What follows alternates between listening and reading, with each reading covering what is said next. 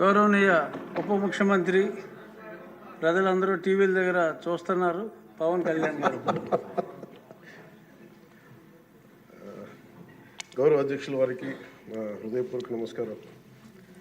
నాకు మాట్లాడే అవకాశం ఇచ్చినందుకు గౌరవ ముఖ్యమంత్రి గారికి మీకు హృదయపూర్వక నమస్కారం. నేను గవర్నర్ గారి ప్రసంగానికి మనస్ఫూర్తిగా పార్టీ తరపు నుంచి నా తరపు నుంచి మనస్ఫూర్తిగా దానికి మద్దతు తెలుపుతూ ధన్యవాదాలు తెలియజేసుకున్నాను అధ్యక్షుడు.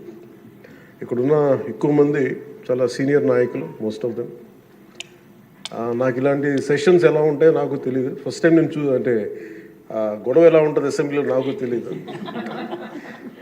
నాకు చాలా ఆశ్చర్యం కలిగింది ఏంటంటే నేను ఇట్లాంటి గొడవలు టీవీల్లో గతంలో తెలంగాణ నరసింహన్ గారు గవర్నర్గా ఉన్నప్పుడు ఉమ్మడి రాష్ట్రం అప్పుడు గొడవలు చూశాను, టీవీలో చూసామని.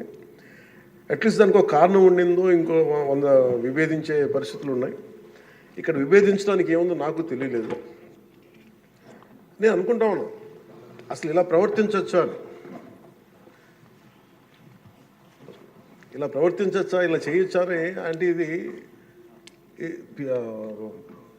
Leaders should lead by example కదా.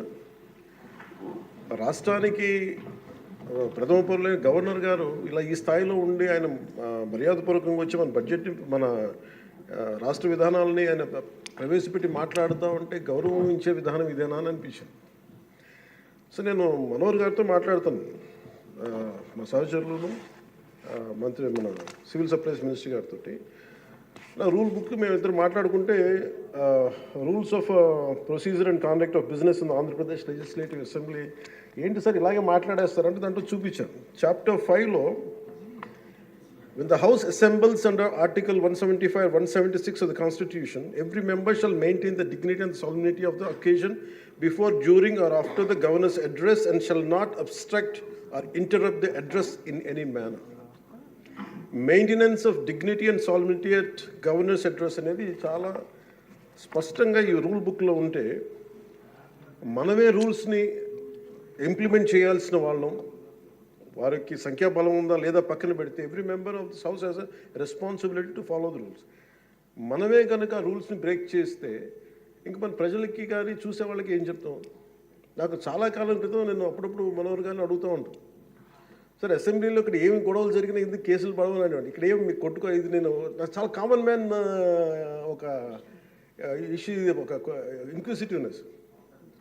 అండ్ నాకు పార్లమెంట్లో గొడవ జరిగినప్పుడు ఏమి ఏంటి ఇబ్బంది పెట్టేస్తారు ఏంటంటే ఇక్కడ అవేమి ఉండవు, ఇక్కడ ఇట్స్ ఫ్రీ ఫర్ ఆల్ అన్నట్టుగా మాట్లాడితే then we have more responsibility. మన మీద రూల్స్ పెట్టలేదు అంటే ఏం కేసులు పెట్టమండి. ఇదే కనుక నిన్న వాళ్ళు చేసిన గొడవే కనుక గవర్నర్ గారి మీద ఆయన సుప్రీంకోర్టు జస్టిస్గా ఉన్నప్పుడు ధైర్యం చేయగలరా, కళ్ళల్లో చూడగలరా?